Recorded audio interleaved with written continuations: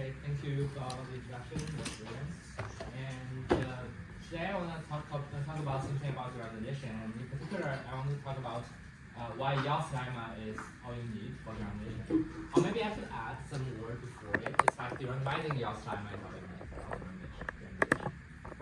And in case you don't know, this is Yao. And this is a joint work with Ted and Roy. And the paper title is quite long if you want to know. Yeah. So before actually talking about our results, we first review the definition of everything. We are considering derandomization problem, and in particular, we are considering like promise problem, where you have where it's a decisional problem, and you have like yes instance, no instance, and I don't care instance. So your task is to accept with nice probability over the yes instance, to reject over the maybe over nice probability over the no instance, and in the I don't care instance, you don't care about it. And we define some like standard classes, like promise PBP is like promise problems that made randomized polynomial time algorithm with small error, like 1/3, for example. And promise P is a promise problem that made deterministic algorithms. And promise JPP is a promise problems that made zero error randomized algorithm in expected polytime. Oh, by the way, if there's any question, please interrupt me. Yeah, I'm having a hard time remembering the definition of a promise problem. Could you say what that is? Yeah, it is basically a decision problem where among all the input, you have a set of input is yes instance, pi yes, and you have a set of input which is no instance, which is pi no, and other input you just don't care. And your task for any decision model, like probably like randomized algorithm, deterministic algorithm, the task is to accept all the yes instance, reject all the no instance, and you don't care about the value. Mm-hmm. And the grand question of derandomization is whether can we prove promise PBP is equal to promise P. Basically, can we systematically make all the randomized algorithms deterministic? And of course, this is like the biggest open problem in the theory of derandomization. And we can also ask some weaker question, like can we derandomize in the sense that we can eliminate the error? Or concretely, can we make randomized algorithm zero error? And here for zero error, I mean you have an algorithm that over a nice probability output the correct answer and never output the incorrect answer, which means if you cannot output the correct answer, you can output I don't know.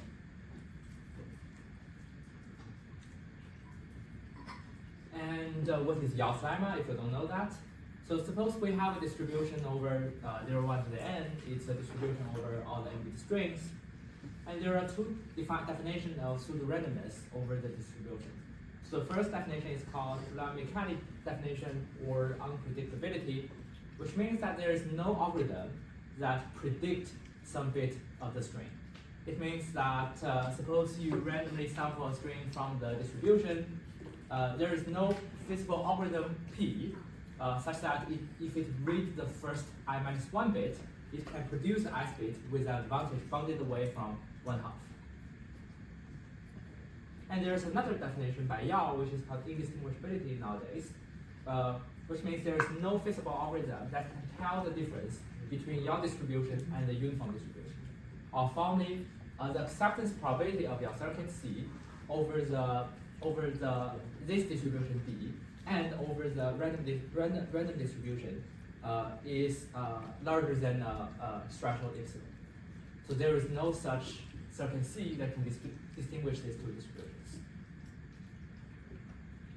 And adversarial model, you can think of, for example, probabilistic polynomial time, which is more often in cryptographic setting, or like circuits. It's really not that not matters, but you can think of one of these two as your adversarial model. And Jiatu lemma says that distribution is indistinguishable if and only if it's unpredictable. So notice that the predictability is actually one version of a specific version of the distinguisher. So if you look at the first I-1 bit, see whether I can predict the ith bit. So it's one kind of the Jiatu distinguisher. So Jiatu lemma essentially says that the Bloch-Michaeli predictor is complete for testing whether two distributions are the same or not. So if you have a distinguisher, you can always produce a predictor. And application, there's a function application of Yale's lemma basically everywhere. So as long as you are dealing with pseudorandom generators where there is a function from smaller than n bit to n bit, L is called the sequence. You can consider the output of the pseudorandom generator is the output of the PRG of the function g, where the input is uniformly sampled. So it's like you have a small number of truly random bits, and you want to generate a large number of pseudorandom bits. And it is widely used in both cryptographic and derandomization setting. And in cryptographic setting, the algorithm G runs in polynomial time and is secure against, say, any polynomial time distinguisher. And we are satisfied if the input if the input length, which is the seed length, is polynomially smaller than the output length. We get some saving on the random bits.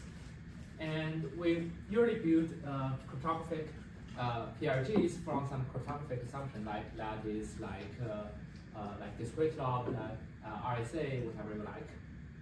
And we also have the derandomization setting where the running time of the algorithm G can be slightly larger than the running time of the distinguisher.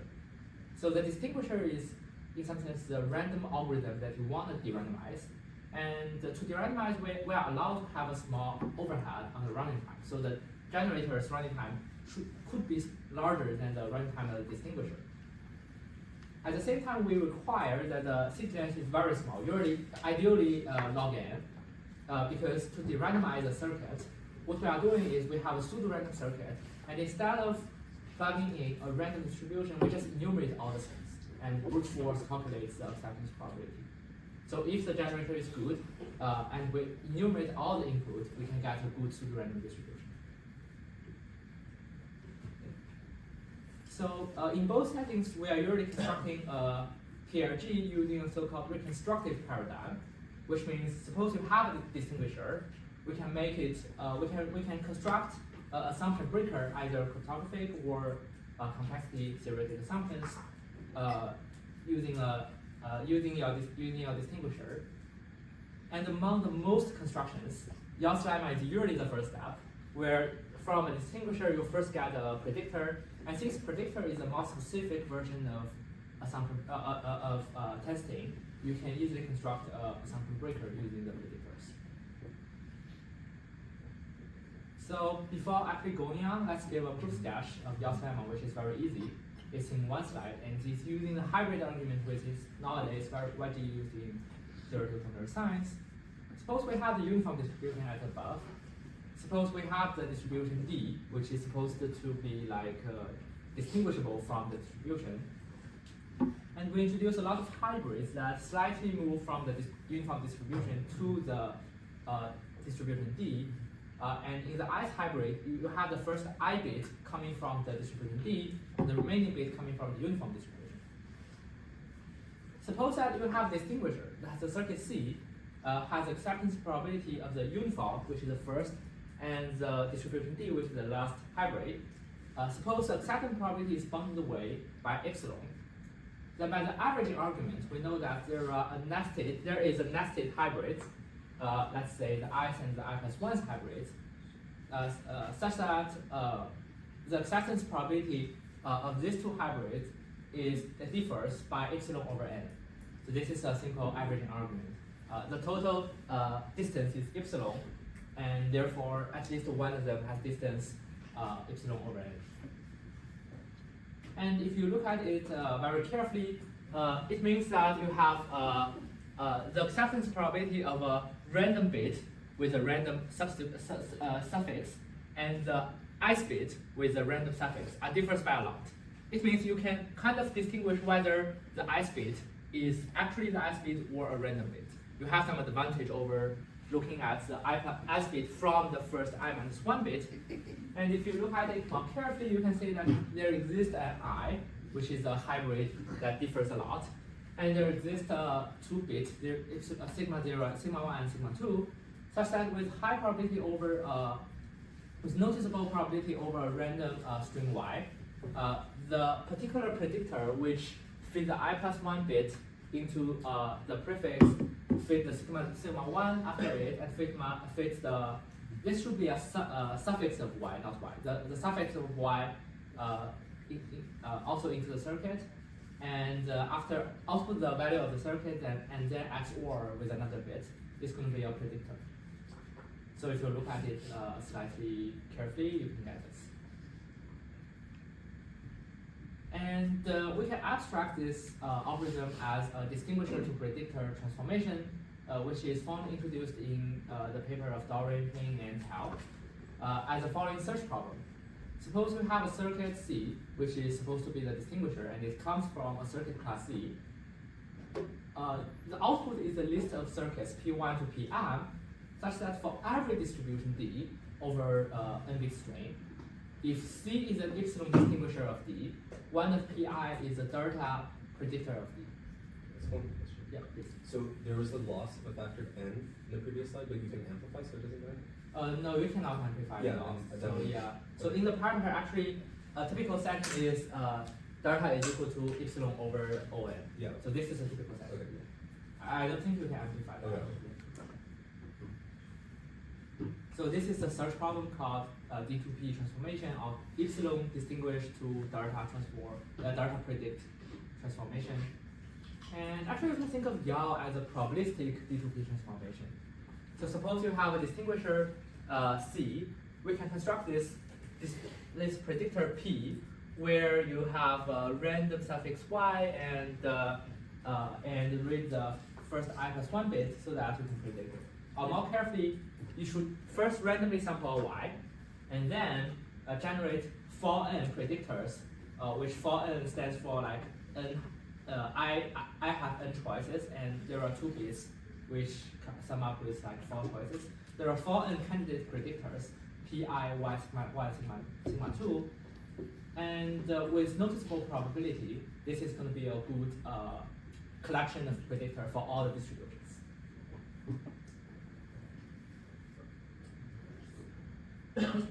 So let's see how this goes. So we have probabilistic D2P by Yale's lemma, but we as complexity series, we care about derandomization. So whether can we have a deterministic D2P? So what's randomized about Yao's D2P? Because you have to randomly sample a suffix y, and then construct a set of predictors. So this makes your transformation probabilistic transformation. Okay. So in a previous work by PRG and DPT, they construct a deterministic log space D2P algorithm for a very weak class, which is called read-once branching program. It is used to formalize a space-bounded computation where the input is only read in a streaming fashion.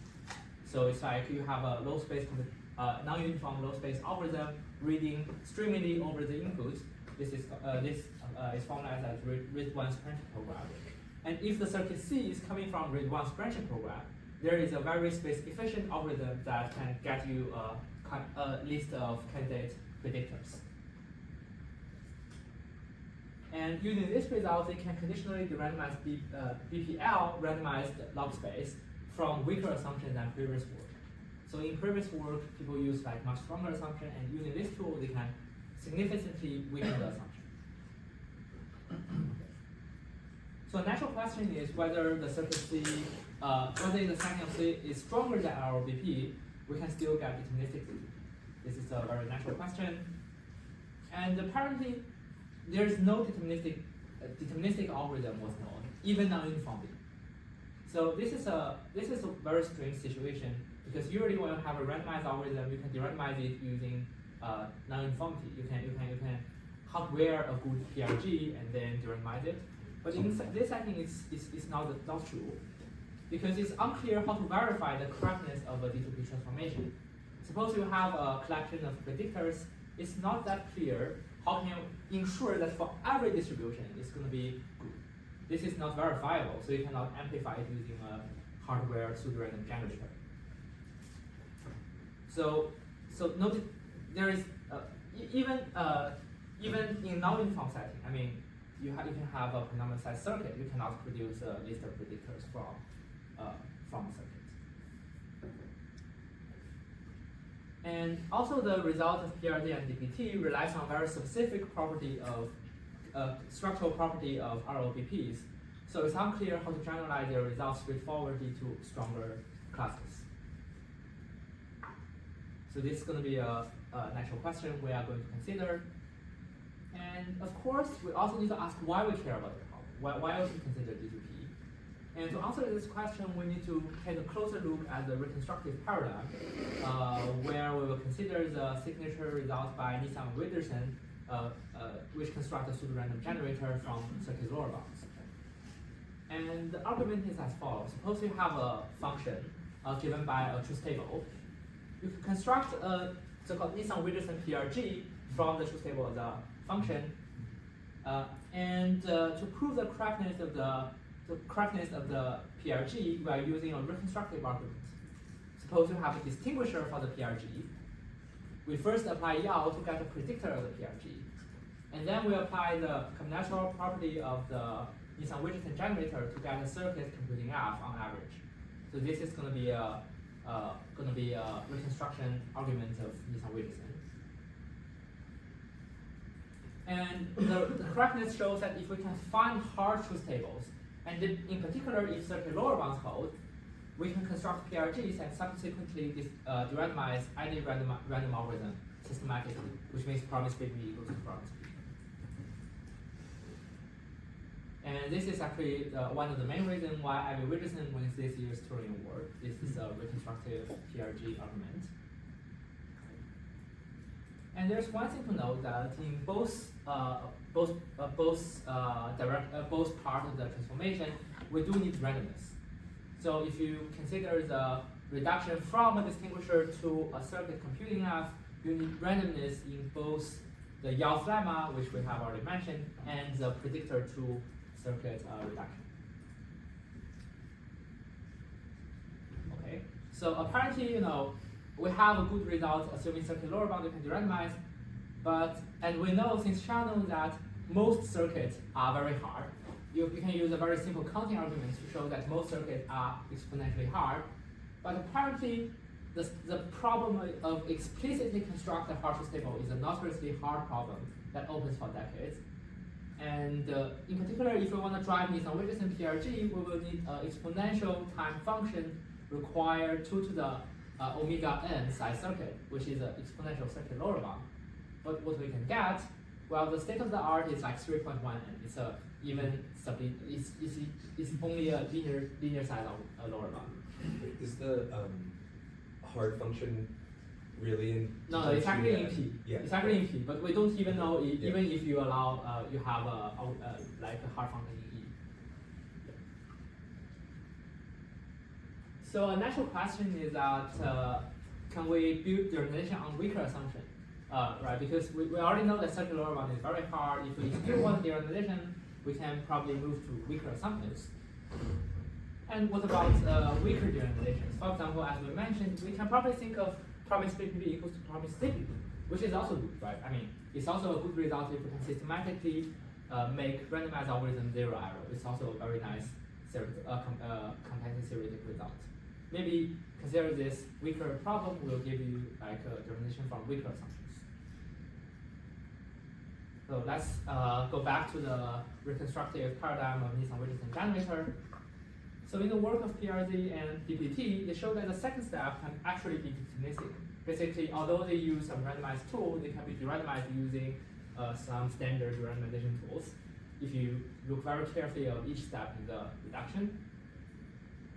And also they show that this step, which is exactly D2P transformation, can be derandomized for RIS1's branching program. This is what their main structural result.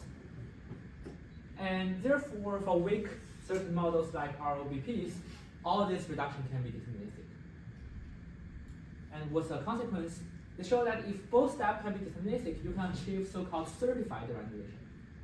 It means that given a function f, you can either derandomize or report a circuit that computes f, a small circuit that computes f. So so to actually use this certified derandomization, it is not anymore required to have an actually hard truth table. Because if it is not hard, I can tell you why it's not hard. I can give you a proof that there is a small circuit computing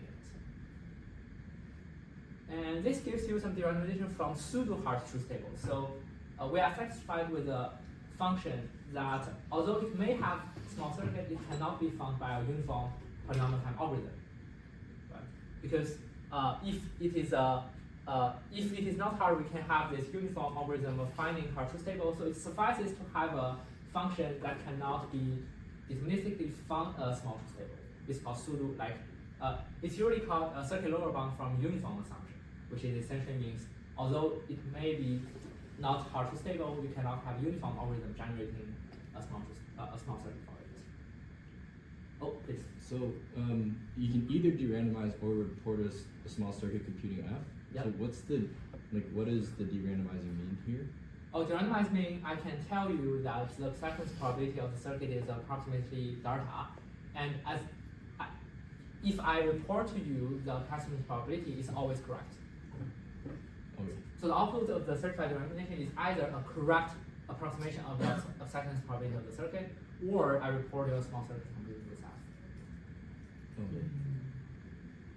Oh wait, so the thing you're derandomizing is not F, it's like something else. Yeah, it's a circuit C. It's a analysis. So F is a candidate hard true stable I see. that is used in this determination. I see that. So what is a circuit C? Is it just like an arbitrary? Arbitrary circuit. You can think of it as because if you can derandomize arbitrary circuit, you can also derandomize all the randomized algorithms. This is a very simple fact. Yeah.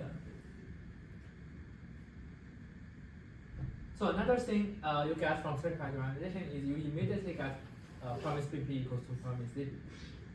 This is because to derandomize the randomized algorithm, what can I do? I can randomly sample hard true stable, a candidate true stable. We know that with nice probability it's going to be hard.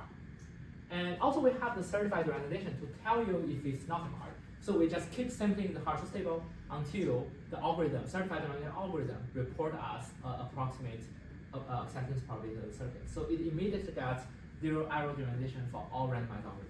But you're sampling the hard-to-truth tables randomly. Yeah, so this is going to be a zero error algorithm because the expected running time is going to be polynomial, and I will never make mistakes. I see. So if you have certified derandomization, you will immediately get very strong results.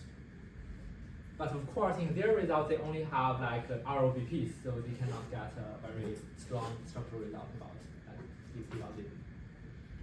And there are certain questions. So we know that D2P implies certified derandomization by the PRGs result. And we know that certified derandomization implies DP equals to DPP. And we also know that DP equals to P implies DP equals to DPP trivially. But what's the other relation between these four things? And in particular, the first question is whether D2P exists non-uniformly. We have mentioned it's unclear whether it exists. And also, if we have D2P, can we get BP equals to P rather than P equals to DP? Is it important that these are promise problems instead of just yeah, I think well, maybe not, but usually we consider a promise problem because it's like more expressive and also it's more natural to work with. Like for example, we don't know whether BP have complete problem, but we know that CAPP, the circuit approximation problem is promise BP hard.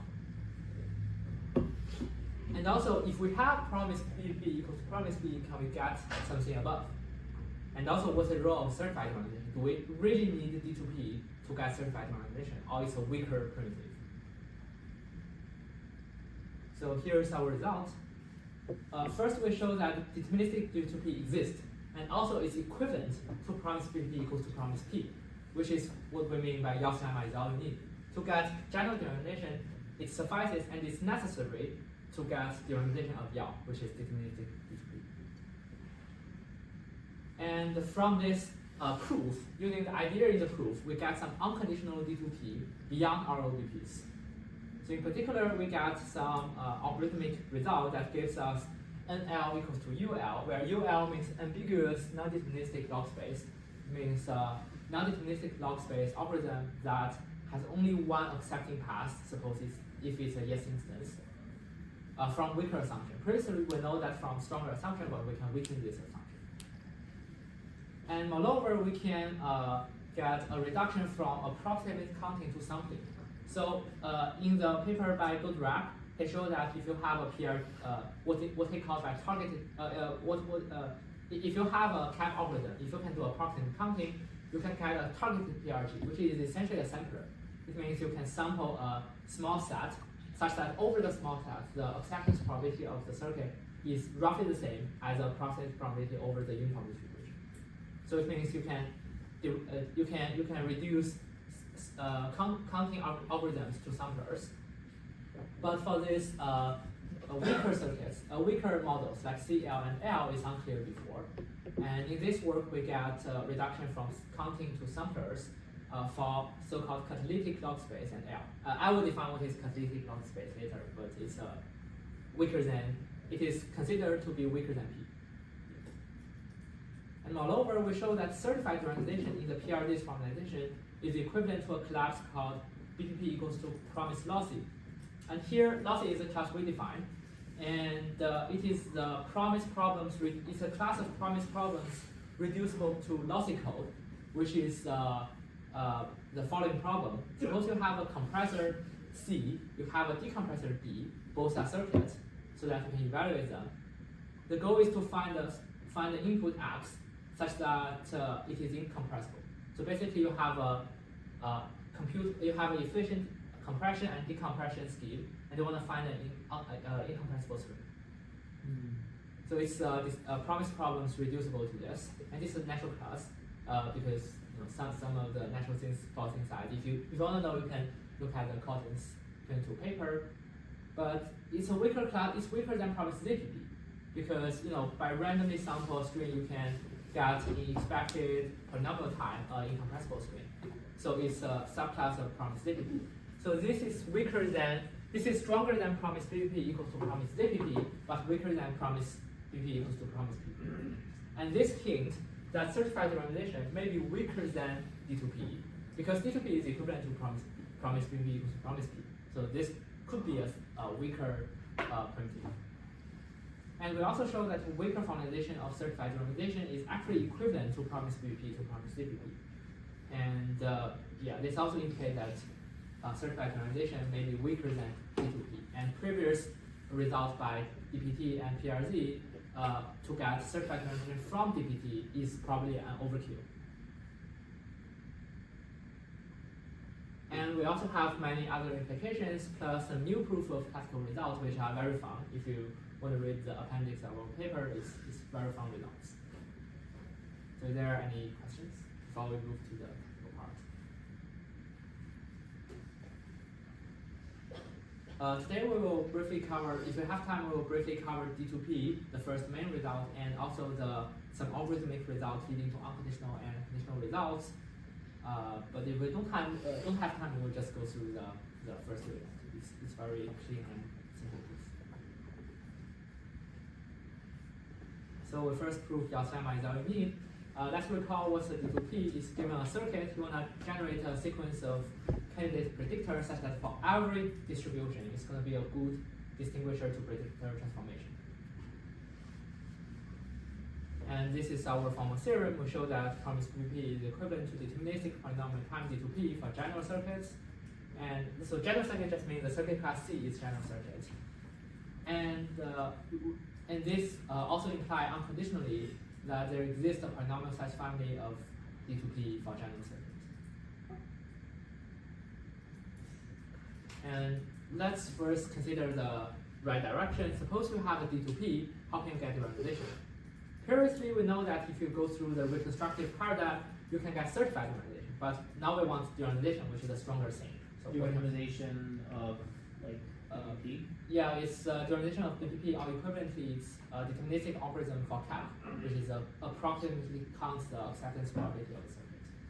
It is hard for promise PPP. Yeah. So our input is the circuit and a distinguisher to predictor transformation of the circuit. And our output is we need to estimate the acceptance probability of the circuit C up to an error epsilon in poly n time. This is our goal. So the idea is actually quite simple. Suppose we can construct a candidate pseudo-random distribution D, and since we have a distinguished to predictor transformation, we can look at the advantage of each predictor by just evaluating it. The advantage of predictor is just I look at how many times it correctly predicts the ice bit in my specific distribution. And we can calculate the acceptance probability of each predictor so that if the distribution is not predictable by all the candidate predictor, we can know from the correctness of the D2P transformation that it is indistinguishable. So that we can use the approximate probability, we can estimate the acceptance probability by the acceptance probability over this distribution D. So this is the outline of the algorithm. We will construct the distribution D, we will show that it's unpredictable, and then we can estimate the acceptance probability using this distribution. So how will you show that it's unpredictable? Yeah, that's a question we will explain later. Yeah, we will. Okay, so if you have a distribution, you can verify whether it's whether or not it's predictable, right? Because Sure. Oh yeah. Sure. You can just go over all the predictors, go over this distribution to see whether. Right. Yeah. So what is this distribution? Have you described it yet? Yeah. No. It's in the next slide. Okay. So this is our goal, and the idea is actually in a old paper by Doron and Wigderson, and the idea is simple. You just construct column by column. So suppose you have already constructed the first I-1 column of the distribution D, which is called D smaller than I. Okay. For each predictor PG that aims to predict the ice bit, we can actually calculate its prediction before we constructed this column. But we can calculate the prediction because the prediction just means getting the first I-1 bit predicts the ice bit. So for each predictor that aims to predict the ice bit, we can get its prediction. Right? We can calculate its prediction. Mm-hmm. So it suffices to construct a column against all the predictions. Like a diagonalization. Yep. And for this reason, we can actually change to an algorithmic problem. Suppose you have a sequence of vectors of L bits, and you want to output a string such that the handling distance of your string is far from every of this string. And this is actually simple because we know if L is large enough, a large poly, then a pairwise independent distribution samples a good field with nice probability. So if you have a pairwise independent distribution whose seed length is very low, you can enumerate all the seeds such that at least one of them is going to be good. So the algorithm is just you enumerate all the seeds of a pairwise independent distribution and find a good fit from it. And actually in our paper, to achieve a better trade-off, we use a stronger algorithmic tool in the paper that is actually getting a generalization of this problem from for ROBPs. So it's got slightly better parameters. So this is like probably maybe the key idea. Do you want to like say it again? Yeah, sure. You mean which part? Oh, just like the column by column. Yeah. Okay. So our idea is just to construct column by column, and if we have already constructed previous columns, we know what the predictor is. Predictor just means getting the known data predict the next bit. So for each predictor, we can generate its prediction to the ith column. And we just go over all the predictors to gather all the predictions. And after we get all the predictions, at most m of them, it suffices to construct a vector that is far from any of these predictions to make them bad. So to construct this vector, we are actually using, for example, a pairwise independent distribution or other algorithmic tool just for this simple problem. I see. And we can get the algorithm. That makes sense. Actually. This is a simple direction, and another direction is slightly harder because we don't even know the existence of D2P. It's of course harder, and our assumption is you have promise PBP equals to promise P, and in particular you can approximate the acceptance probability of a circuit up to a small inverse poly additive error, and your input is a circuit, and your output is a list of circuits such that. For any distribution that the circuit C can distinguish from the uniform distribution, I can ensure that one of them is a good predictor. So this is a goal of our problem. So yeah, from promise P equals to promise P, we can get approximate acceptance probability of the circuit. And actually the idea is we will construct P1 to Pm using the CAPP algorithm, using the capability of deterministic approximate counting for any circuits. So the idea is we derandomize, of course, derandomize the probabilistic D2P transformation from Gauss lemma, but we need to carefully do it so that it will work. So actually this proof already somewhat appeared in the appendix of CodeLab 11, but he didn't explicitly specify this, but if you carefully look at the proof, it's going to be there. Actually, we don't even know the proof when we explore the results, but afterward we find it's already appeared in the CodeLab results. So let's recall what is Gauss lemma. Suppose you have a circuit, you have a distribution D such that the given circuit C can distinguish it from the uniform distribution. Suppose you have this. Gauss lemma gives you a predictor which is coming from the hybrid that maximizes the gap, where you have this only difference is the I bit. One of them is a random distribution, and one of them is just the bit you want to predict. And so if you look more carefully, we know that the Gauss lemma, we know that the Gauss lemma gives you there exists an I, there exists sigma 1, sigma 0, such that this predictor P is a good predictor with nice probability over a random Y. So this P is defined by putting the input to the front, putting Y, the suffix of Y to the suffix, and plugging in the sigma 1 and XOR the sigma 2 outside. But if you, and for simplicity, let's just assume sigma 0 and sigma 1 are both 0. So they are used to dealing with the absolute value everywhere, but just imagine they are both 0 for simplicity.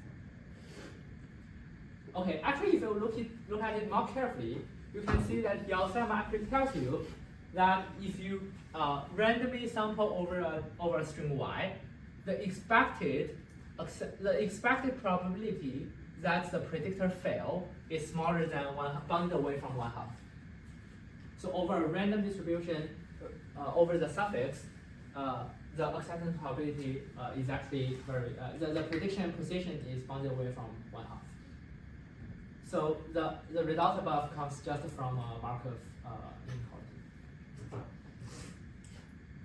And this actually gives you, basically by definition, that the expected Y, expected X from the distribution, the absolute value of your predictor minus the X1 is small. This is just by definition. And this actually gives you this thing. So suppose we switch the order of the expectation, and it gives you that suppose you randomly sample X, the acceptance probability of this P, which is the number from 0 to 1. This is the real number, minus the I bit Xi is bounded away from 1/2. So this is just a very simple argument. And this tells you that suppose you consider the acceptance probability of this predictor given a random Y, it's going to be a good non-Boolean predictor. It means it outputs a value from 0 to 1. It's a real value, but it approximates the I bit very well. So this gives you a non-Boolean predictor. And the good thing about the non-Boolean predictor is, since you have the sampling that BPP equals to P, you can actually approximate this non-Boolean predictor very well. Because you have a CAPP algorithm, you can approximate this this is just an acceptance probability of a circuit, so you can approximate this very well.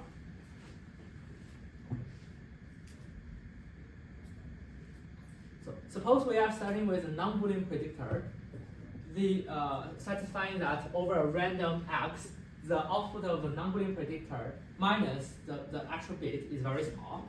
It's bounded away from 1/2. What we want is a list of predictors such that it's a good Boolean distinguished to predictor transformation. And the idea is just to discretize it. And concretely, suppose that V is sufficiently large. It's a number of slices we want to do in the discretization. The expected difference between the non-Boolean predictor is roughly the same if we discretize the non-Boolean predictor. What we mean by discretize is we randomly sample a threshold from B, and we use the indicator variable that whether it's larger than tau over B to discretize this non-Boolean predictor.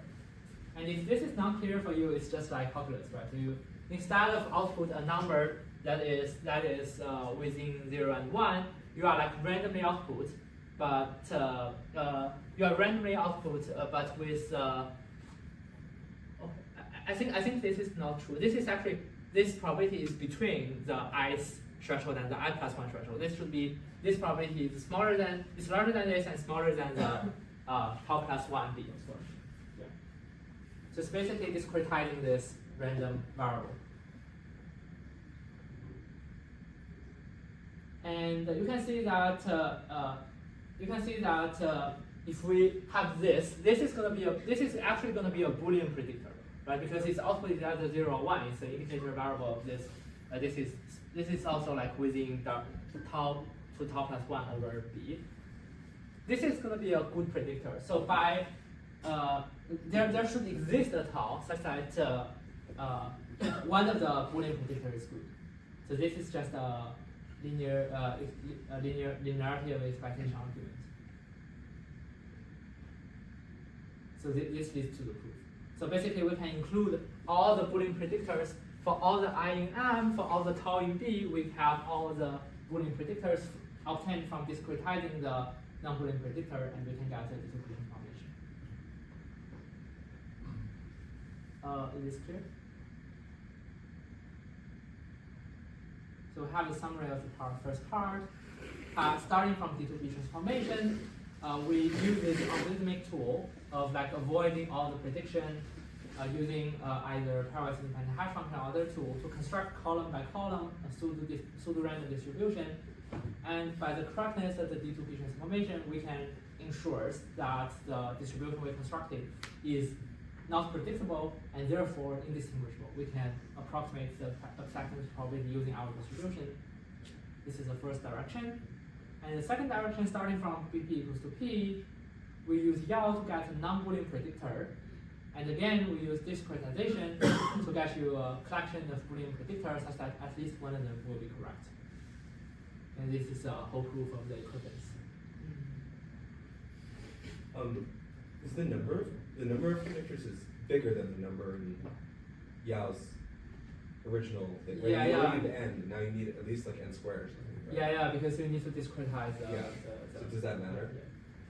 It's really not matter, but at least it's not matter in our setting because we are connected series. We only care about polynomial time, so we don't care. But if you are actually thinking about algorithmic application, maybe you should think carefully about it. Yeah.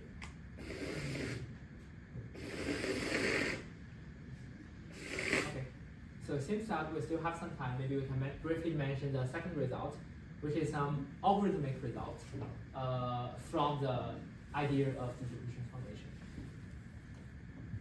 So first we define the classes, although it doesn't matter if you don't understand them.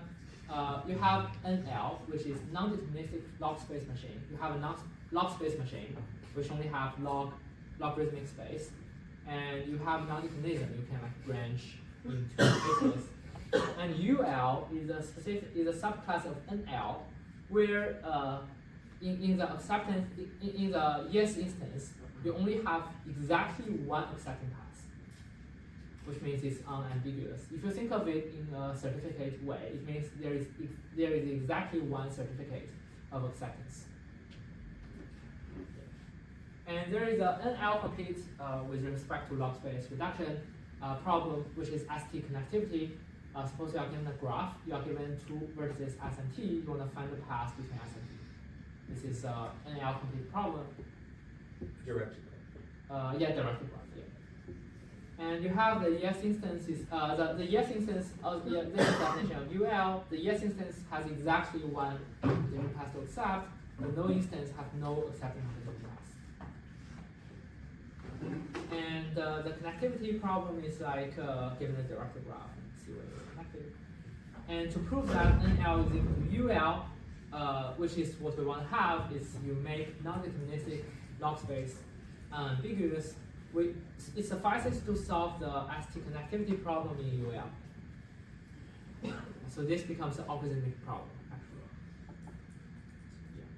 And we will use the algorithmic tool from the path isolation problem from the previous work called path isolation problem. So suppose we are given a directed graph, and the goal is to assign a weight function to the graph, such that for any two vertices in the graph, there is, if they are connected, there is a unique shortest path from S to T under the edge weight we are assigned to the graph.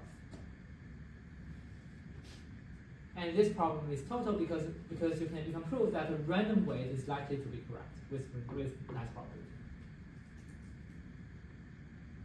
And it is proved in the previous paper that NL equals to UL if there is an unambiguous log space algorithm for the path isolation problem. So it suffices to consider the path isolation problem.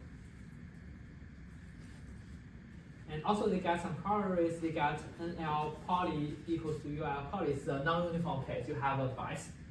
They are the same. By hardwiring a PRG, getting you the good weight function. Why does the weight function matter if you just care about connectivity?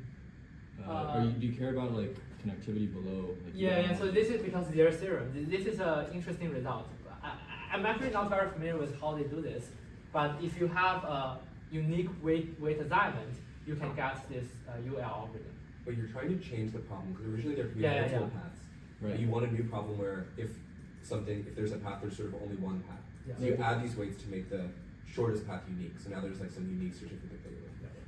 Oh, okay. And then you're just separating these paths into Yeah, different exactly. paths. Yeah. Exactly. And they also have NL equals to UL under strong circular bounds in a subsequent work. So our result is that for the path isolation problem, we did not solve the problem in log space or in UL. It's hard, but we do say something about it.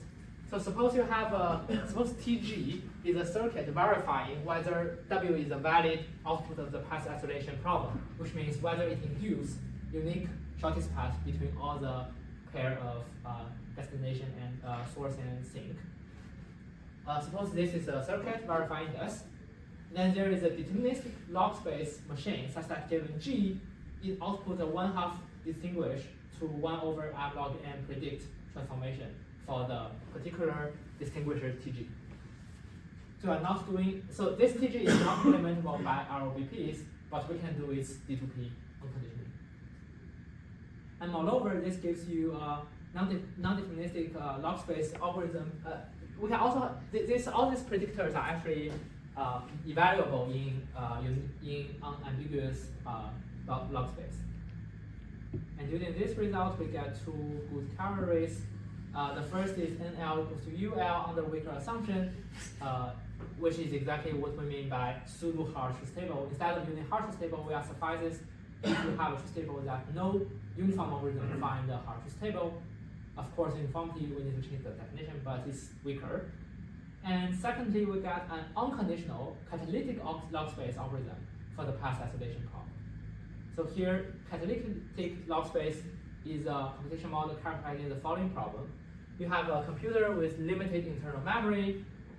You have a huge external memory, but it's full of data. You have read-write access to the huge external memory, provided that you can restore the external memory after all your computation. So it is a version of reversible computation where you have large space, you can use it, but you have to restore the memory after you use. And we get an unconditional catalytic log space algorithm for the path isolation problem. So I think I don't have time to explain the technique. I don't think I have this time. Yeah, there's a very funny picture of this is how we got the catalytic algorithm, and we have some proof, but here's the summary. We have if you have path isolation problem, we can get NL equals to UL, and what we get is if you have the path isolation lemma, if TG is a circuit verifying whether it's a correct output of the path isolation problem, we know that a random output suffices, and moreover, we have the deterministic D2P, which gives you some algorithmic capability, including derandomization of NL to UL and catalytic result. And that's all. So thanks for listening, and questions are welcome.